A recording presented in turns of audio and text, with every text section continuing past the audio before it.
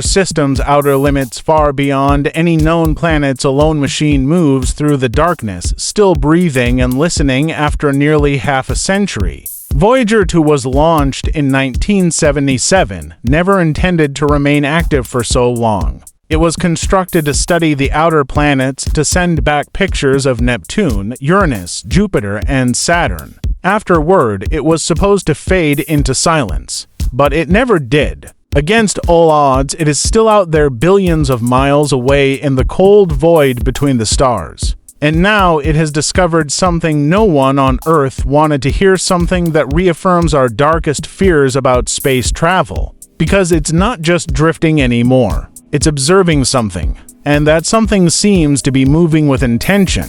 The question we must ask is this: did Voyager 2 simply come across a mystery, or did it stumble upon a much larger entity, something that may have been waiting for us all along?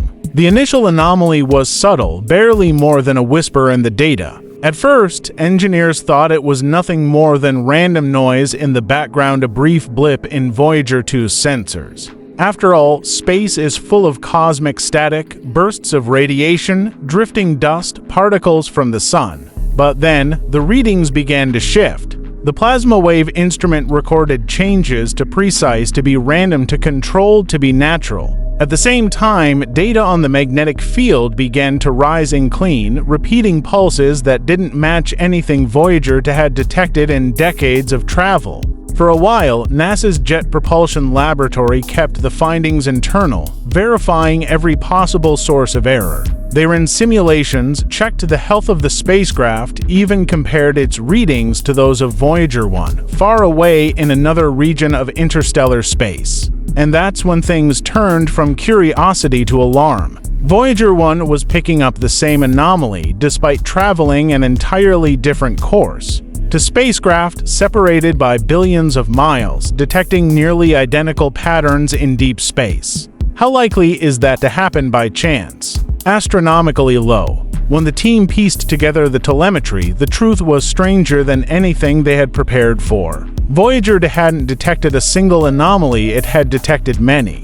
Hundreds. Exactly 305 separate objects, all moving in tight, coordinated formation. These weren't random debris fragments drifting aimlessly. They moved in arcs of perfect precision, maintaining distance from one another like flocks of birds or drones in a swarm. Yet there were no signs of propulsion, no engine flares, no heat signatures, no ion trails of any kind. Even more baffling, the formation emitted rhythmic pulses through the plasma field, patterns far too structured to be natural. It was as though each object were sending and receiving signals in real-time collaboration. In the interstellar vacuum where gravity should have slowly pulled such a group apart, they moved together, ignoring the rules that govern natural celestial bodies. At first, scientists compared them to known phenomena like asteroid families or comet fragments, but nothing matched. These objects weren't dispersing over time, they were behaving as if under active control. And that left one startling possibility: intelligence. If the formation was strange, the way it moved was even more so.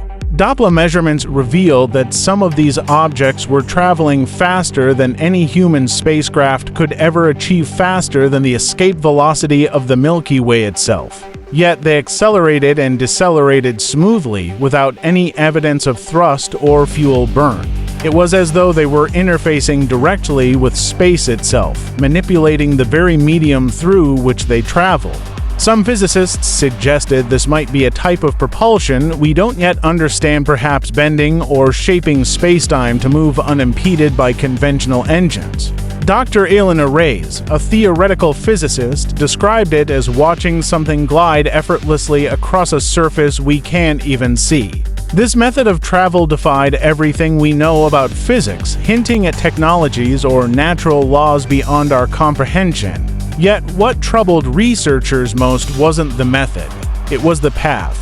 The objects weren't heading toward Earth, nor were they avoiding it. They passed by at a predetermined distance, as if deliberately uninterested in us or perhaps already aware, having interacted in ways we hadn't yet detected. Then came the detail that transformed the mystery from a scientific anomaly into something far more significant. When Voyager 2's data was analyzed for electromagnetic patterns, the formation's plasma pulses revealed loops, repetitions, and harmonic intervals, the hallmarks of organized information. To rule out error, engineers reactivated an ancient backup telemetry channel unused since the 1990s. The results were the same. To independent systems, both capturing structured messages.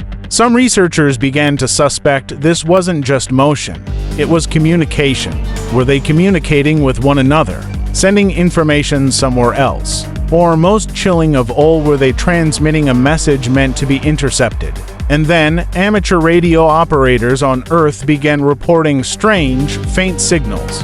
At the same time as Voyager's pulses, instruments logged their strongest readings, as if some fragment of the deep space signals were finding their way into our atmosphere. The possibility began to emerge that Voyager 2 was not just observing this formation, it had become a portion of it. And if that were the case, the question wasn't just what these objects were, but whether they even saw us as observers in any way. As more information came in, patterns emerged from both Voyagers, suggesting something no one at NASA felt at ease speaking out loud. The signals were not sporadic. They had timing, structure, and a level of uniformity that suggested an interconnected system. Dr. Serena Patel of Caltech was among the first to imply what others had only whispered. These objects could be nodes in a vast network, each relaying data to the next across unimaginable distances. If this was true, Voyager 2 wasn't just destroyed or lost, it had stumbled across a fleet. It had entered a portion of a communication grid at the edge of space, one that might stretch across star systems. The repercussions were staggering.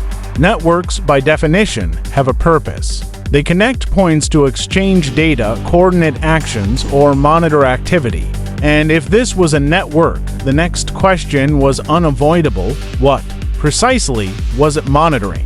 The disturbing possibility was that this was not a random slice of deep space we were seeing.